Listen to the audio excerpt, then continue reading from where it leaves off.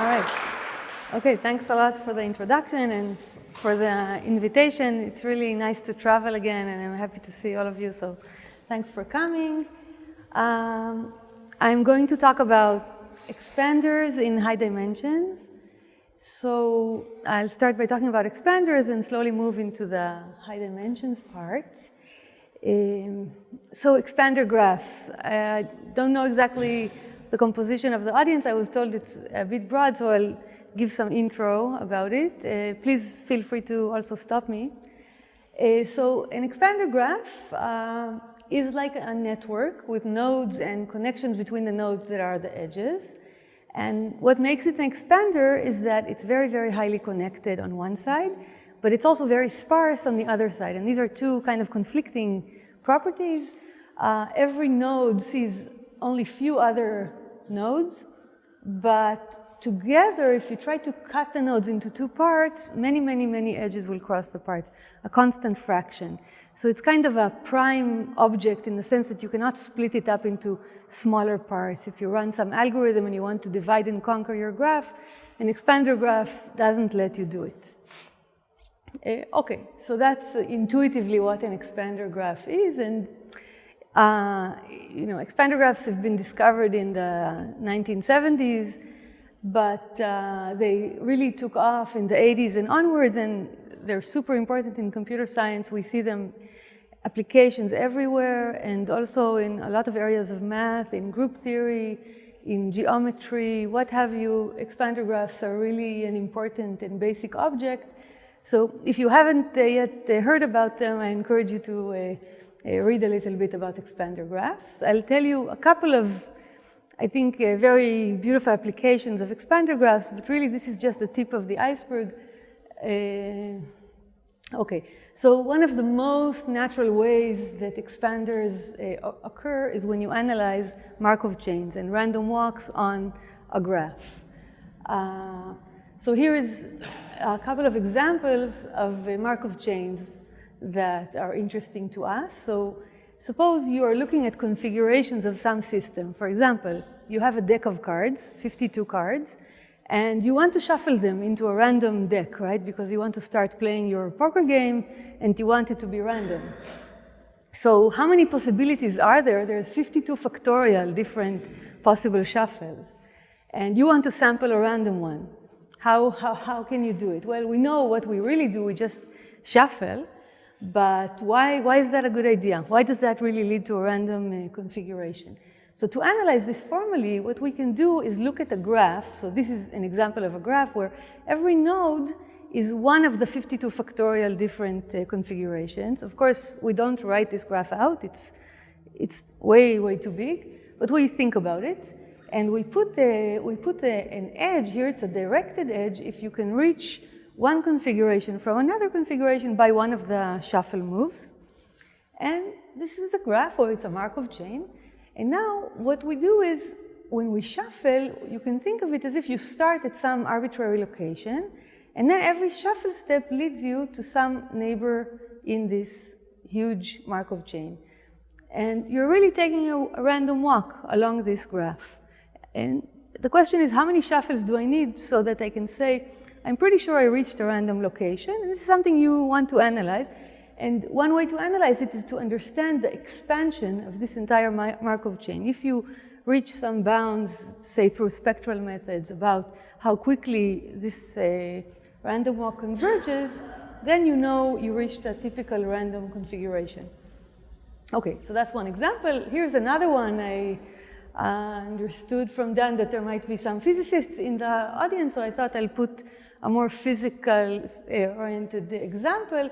So this example has to do with the Ising model. You have some system of particles. Maybe they're placed on a grid. Maybe they're placed in some other geometrical structure. And suppose the particles have two spins, plus or minus, and there is some energy forces. If you're surrounded by pluses, maybe you want to be a minus and vice versa. And you want to analyze what is a typical configuration of this physical system. So how do you do it? So there's something well known called the Glauber dynamics, which basically tells you start from some arbitrary configuration, and every step, one of the particles will resample itself. It will erase whatever spin it has, look around and see kind of the forces that are forcing it to be plus or minus, and resample with probability proportional to that. So that's also a Markov chain. And really, if I think about it, then I start with some arbitrary configuration. At this time step, this particle resamples itself, and you see here it became a minus. Then I do it again. Now this particle is resampling itself, and you see it became a plus, and I can keep going like this. And again, I want to analyze at what, how many steps should I take until I can say, okay, now I understand what the typical configuration is. So again, this is a huge graph, and if I can prove that it's an expander, or if I understand how quickly random walks mix, then I can start analyzing this huge graph. So expansion here is used to analyze these kinds of Markov chains. Now I want to move to a completely different application of expander graphs. And this is error correcting code. So let me say a few words about error correcting codes. Okay, so let me say what error correcting codes. I assume many of you know it, but just to be on the safe side. So, noise and errors are a fact of life. Whenever you save files on the hard disk, whenever you transmit information over the internet, always some bits are going to flip. And you want your data to be safe and kind of to be maintained robustly, and no bits should flip.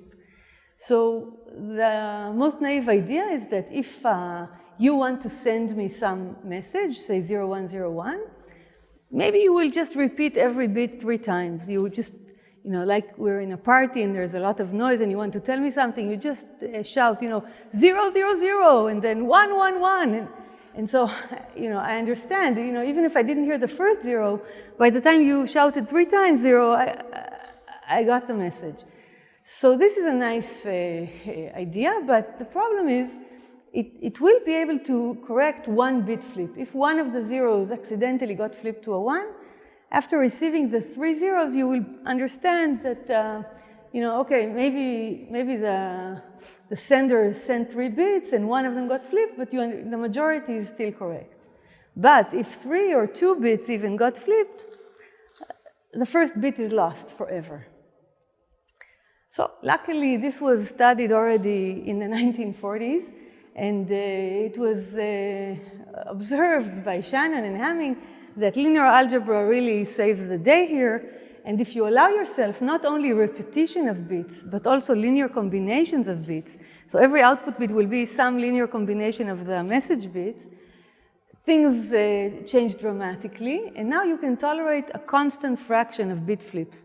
So you will send me some, you want to transmit some message, you encode it, you send me the encoding.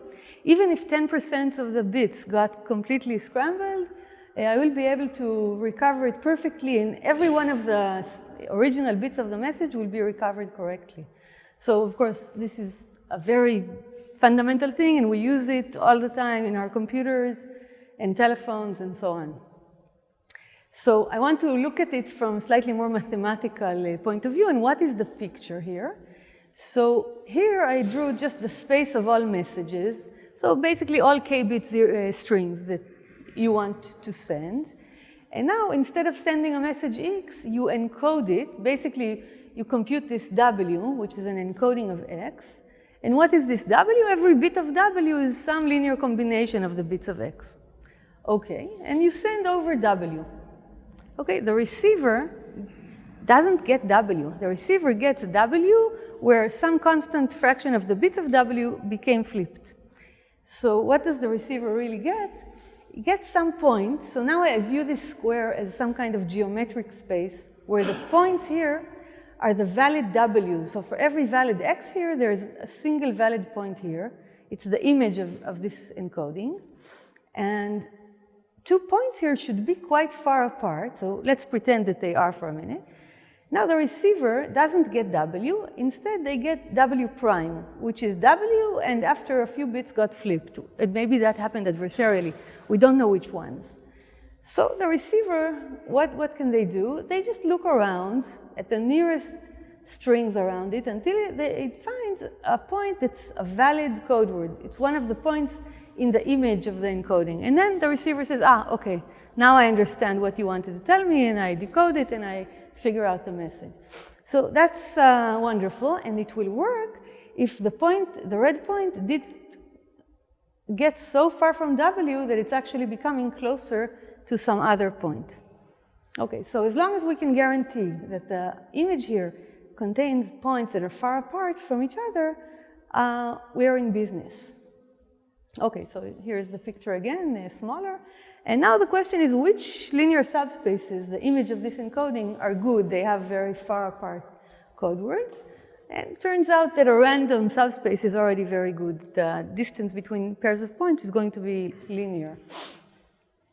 So one goal is, okay, a random subspace is good, but let's find an explicit one. In fact, when you randomly select a matrix, it will be a good code with high probability, but we don't know how to verify it. Suppose you give me a matrix and you tell me, look, I sampled it randomly. How do I know that you really did it? I don't know if it has this good property called good distance. It's something that's hard to check. The second thing that's even more interesting is how to decode. We described previously that if you get this noisy code word, you need to look around until you find the closest code word. But this search space is exponential. So it's actually for a random code, it's infeasible to decode. However, of course, it's a theory of, 60 years, and people have devised many, many codes that are good, and you can decode them, and it's a very well-developed theory.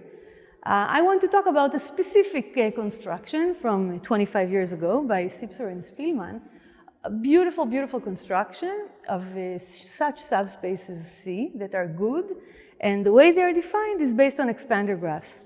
So I have to say, part of the reason I think it's so kind of beautiful is because when you talk about error-correcting codes and transmission and linear algebra, nothing here suggests an expander. It doesn't sound like it's related at all.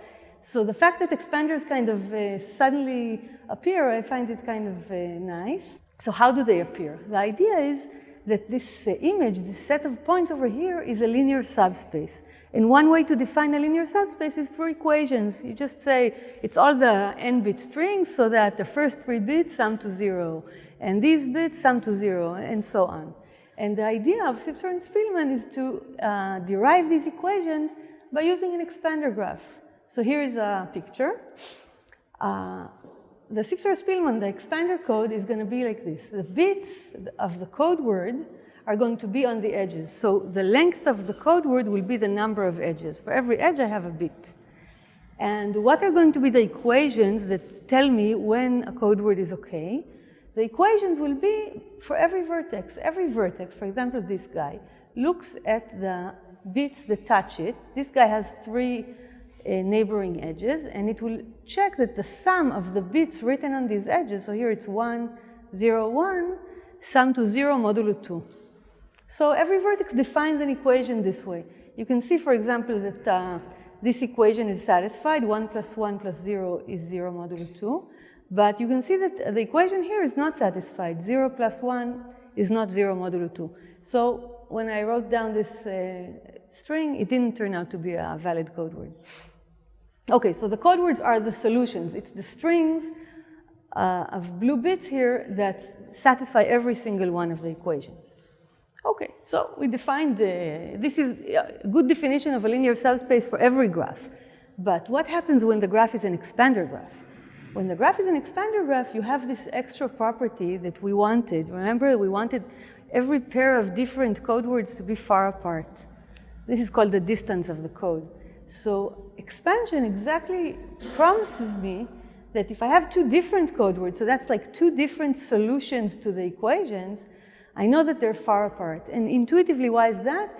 It's because if I have 2 solutions, so imagine you have a blue string written here and another string, say in green. If there's some vertex in some edge where the blue and the green are different, then one of them has 1 and one of them has 0. So there must be another edge when they differ, right? Because otherwise they can't both sum to 0. So every time you have one kind of different edge of difference, you have another edge of difference.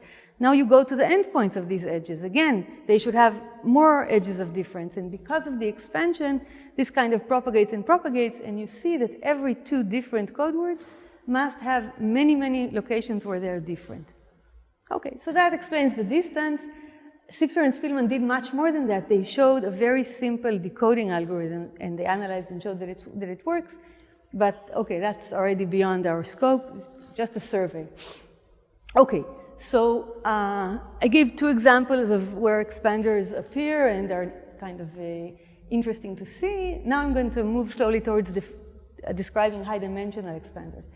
So first, where do we find expander graphs? So it turns out that expander graphs are everywhere. We already know that a random graph, if you select a random deregular graph, for example, with high probability, it will just be an expander. But if you want explicit constructions, this took more time. And in fact, we know of really beautiful constructions based on number theory. There's a celebrated Ramnujan Expanders of Lubotsky, Phillips, and Sarnak. These are expander graphs that have some optimal spectral properties. And this work was really seminal, and it had huge impact after it. And more in maybe 10, 12 years later, there came the zigzag construction, which is a completely elementary construction. It's like a recursive kind of graph product that gives you very good expanders. So by now, we have pretty good control and understanding of how to get expander graphs. So now I reach the part of the talk when I start to talk about high-dimensional expanders. So this is a much, much newer topic and kind of still in its infancy. I want to talk to you about it. So the higher dimensions, at least in this picture, have to do with the fact that we don't only have vertices and edges, we also have, say, two-dimensional faces or three-dimensional faces and more dimensions. So we'll see in a minute. But kind of to tell the story, I want to go back to the Ramnujan Expanders of Lubotsky, Phillips, and Sarnak from '88. And how did they construct their expanders? What they did was they looked at an object called the infinite tree, where you have a vertex, and then this one is a three-regular tree. So every vertex has three neighbors, and then this vertex has three neighbors, and going on and on until infinity. And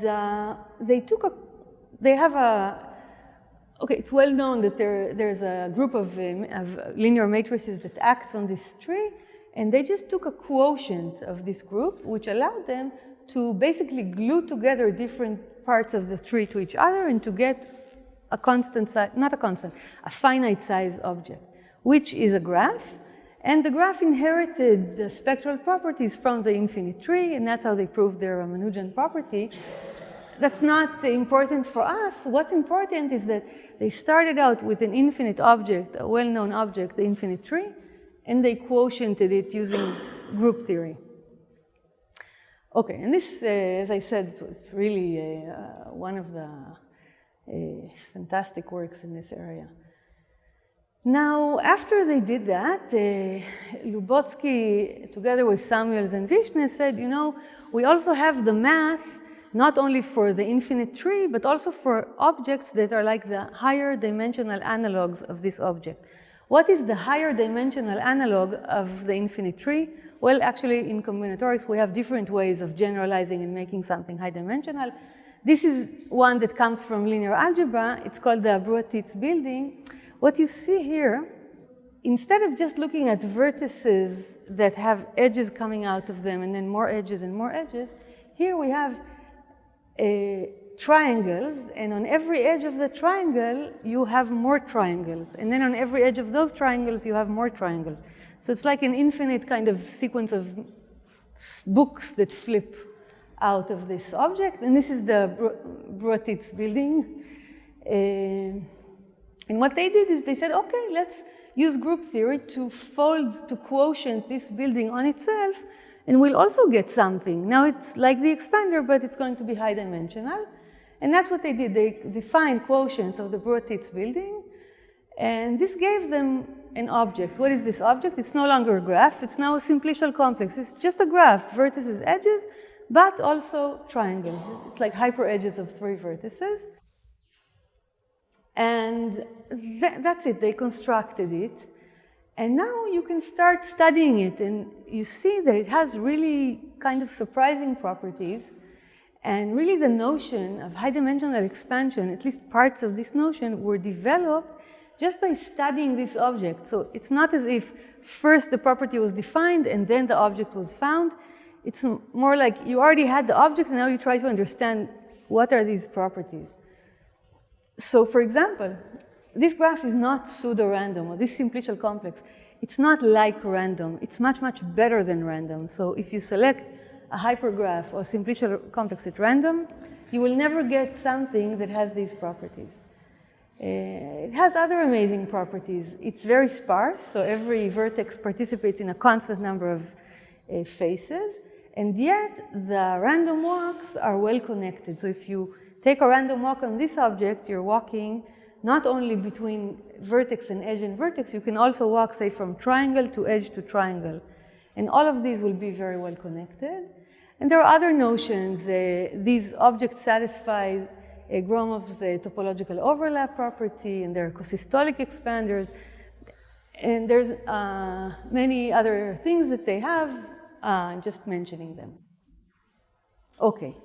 So one property that I want to zoom in and kind of explain a bit more technically is the local to global property, because in some sense, that's the most exciting or interesting property that these objects have. And it's a property that regular expanders don't have. Okay, so first I need to define what are the links in a simplicial complex. So these are really the local pieces, like the neighborhoods. So suppose I have a simplicial complex, so I have some triangles and they're connected on some edges and vertices and so on. And now I pick some vertex, this guy. So if I look at the neighborhood of this vertex, but I remove the vertex, so basically I look at all the vertices that are its neighbors, 5 of them, and then for every pair of vertices that participate in a triangle together with this guy, I put an edge. So what I get here is the 5 cycle. Okay, so the link of this vertex is this 5 cycle. So it's like the neighborhood, but it also has an edge structure. So if I had a 2-dimensional complex, the link is now a 1-dimensional graph. Okay? If I have a graph, then my link is just a collection of vertices. It's not so interesting. But if I have a complex, the link is already interesting. It's a graph. It has structure. Okay, so these are the links. And notice that in a high-dimensional expander, sometimes if it's sparse, it means that the links are small. They're constant size. But still, they can be disconnected. They can be connected. They themselves can be expanders. So this is a beautiful, beautiful theorem called the trickle-down theorem. And it really, it's due to Oppenheim from recent years, but it really kind of captures the method attributed to Garland, where he deduced things about some kind, the cohomology, which is some kind of like an error-correcting code, similar to how we defined the Sipser-Spielman code, which is defined on the Abrotics Building. So what does the theorem say? It says, if the links of your complex are expanders, so what does it mean that the links are expanders? I said that the links are graphs. A graph, you can always look at its adjacency matrix and decide if it's an expander or not. Say, what is its second largest eigenvalue? So if the links are expanders, then the entire connected component is an expander. So it's a local criterion for expansion. If every single link is an expander, you can deduce something about the global expansion of the entire connected component. That's kind of amazing. We don't have any such criterion for graphs, because if you think about it, many of the expanders we know have high girth. So it means that locally they all look like trees, and you can easily construct a graph that has high girth and is a very bad expander. So you don't expect this property typically, but in a simplicial complex, you just get it. Okay, so that's all I want to say in terms of how to define high-dimensional expanders.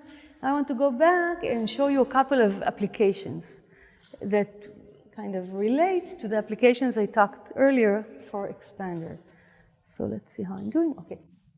So the first application that got a lot of traction and people were very excited about it is to fast mixing of certain Markov chains, similar to the Glauber dynamics that I described. So this is a theorem of Anari, Liu, of Eskaran, and Vinzant, and they basically managed to analyze a certain natural random walk on bases of matroids. So without even defining what a matroid is, an example of a matroid is the set of spanning trees you're given a graph, look at all the spanning trees, these are bases of a matroid. So the basis exchange random walk gives you a way to sample a typical basis, a typical, say in this example, random tree, random spanning tree.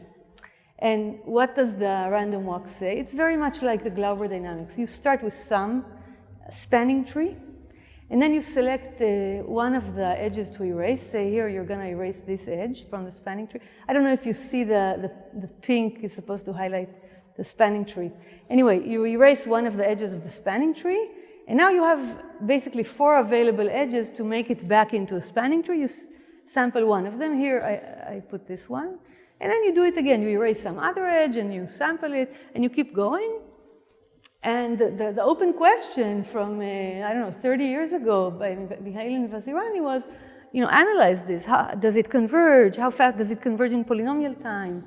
So this was an open problem.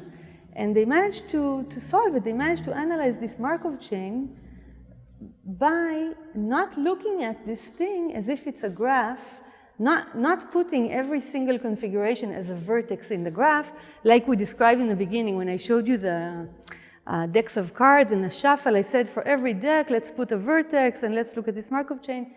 So they said, no, let's not do that. Instead, let's put these things on a high-dimensional expander. So we'll view each configuration not as a vertex, but as a higher dimensional face. Actually, it's going to be a face whose dimensions is the number of degrees of freedom, which is the number of edges. So it's like an E-dimensional expander. And that's what they do. And they basically, and they basically, once they did that, they now look at the link structure of this. They created a simplicial complex whose faces are these spanning trees. And now they can look at the link. And the link structure turns out to be very simple. If I have like an hour, I can explain it completely. And you can prove using the trickle-down theorem that I said in the previous slide. You easily analyze the links. You see that they're expanders. And then you use this theorem that says if the links expand, the entire thing expands. So you do this local to global analysis. And it's not so, in retrospect, it's not so surprising. It's basically allowing you to analyze conditional probabilities, because when you're looking at the link, it's as if you're fixing part of the spanning tree and letting your random walk only randomize part of it. So it's a very natural thing to do. Okay, anyway, that was really kind of a happy event in the small field of high-dimensional expanders. And then people thought, error-correcting codes benefited a lot from expanders. Maybe we can benefit even more from high-dimensional expanders. And we even had a summer program at the Simons Institute at Berkeley called High-Dimensional Expanders and Error-Correcting Codes. They even made this graphic for us. You can see how you have this underlying geometry, which is maybe an expander, and you put bits on it, and maybe somehow it was a hope that maybe we'll be able to construct some nice codes. So it took a few years of work, but we did manage to construct C3, C-cubed error-correcting codes. These are a different type of error-correcting code that we didn't know whether they exist or not. These are codes that have some property that is like property testing. I will talk about it in a minute. But I just want to say our initial hope was to construct these codes on the beautiful Abrotics Building, quotients, and so on. But in the end, we ended up using some other high-dimensional expander. It's depicted here. Instead of triangles, you have these squares. But it's a two-dimensional structure, and it's you can build it from any Cayley graph that has sufficiently good expansion, you need to do like a left multiplication and a right multiplication. So I don't have time to talk about it, but I just want to say that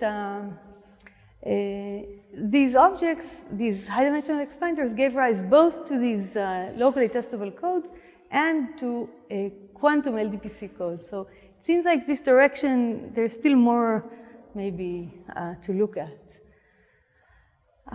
So what's going on here? Just like we had before in the Sipser-Spielmann code, where we had vertices and edges, and we put the bits on the edges, and we had equations for the vertices. Now so I think I put here, this is the reminder. Remember, we had this code, we put the bits on the edges, and we defined equations for the vertices. Now we're going to do the same, except we put the bits now on the squares. So we put bits on the squares, equations on the edges, and then the vertices give us something extra, like an extra dimension. And this extra dimension allows us to get this property testing feature. It's like this is what gives us this local to global feature, connects together different tests. And so we get a code that has this extra property testing feature. What is that? It tells you if you're looking at a string and you want to know, is it a corrupt code word or is it a very badly corrupt code word? How far is it from the code? You can just read a few bits and check, and with high probability you will get a good estimate. So it allows you to do a local check and deduce something global. Okay. So why do we care about locally testable code? So one of the, kind of for me at least, dream applications is towards constructing PCPs, probabilistically checkable proofs. So what is PCP? It's a really important theory in theoretical computer science. The PCP theorem, proven in the early 90s, says that every provable statement, every statement in NP, can be encoded into a new kind of statement, but now this new statement is very robust. It has a very, very fast tester. This new statement can now be checked by reading a constant number of bits. So this is very unintuitive, and people can sometimes say that you can almost not believe this statement, because we know that a proof, if it has a bug hidden somewhere, everything else can look pretty much okay, and you won't be able to see this bug unless you read every part of the proof. But somehow in the PCP theorem, you kind of recompile the proof, and you make it so that if there was a bug somewhere, it's now apparent everywhere. And there is some analogy between PCPs and error-correcting codes. In an error-correcting code, you encode your message so that every single bit can be recovered. And in a PCP, you encode your proof, your NP proof, so that every single step, either all of them are correct, or if one of them was incorrect, this will be revealed. So it somehow makes things more robust. Of course, PCPs, they encode not only bits, but also computation, so they're more complicated. And okay, by now we understand that this is very deeply tied to approximation and optimization. In fact, the PCP theorem stands at the heart of all lower bounds for approximation. If you want to understand kind of what you can do and what you cannot do, then the PCP theorem explains to you what cannot be done. And there's also a lot of other applications. For example, these days, PCPs are actually programmed and used in practice for blockchain, because you don't have trust in these kinds of networks, and you want to prove that some transactions happened, and you want it to be efficient, you use PCPs. So PCPs really occur in many different areas. Okay, so what does that have to do with the high-dimensional expanders? So PCPs have this local to global feature. You have a global proof, it's proving some global statement, and you're going to check it by looking at a very small part. So the meaning of this is that every small part influences kind of the global structure. So there is some connection between local views and global behavior captured by PCPs. On the other hand, these high-dimensional expanders also have this powerful local to global, starting from this Garland's method that shows that whatever happens on the local parts that are the links has huge impact on, say, the global expansion of the graph and other such properties.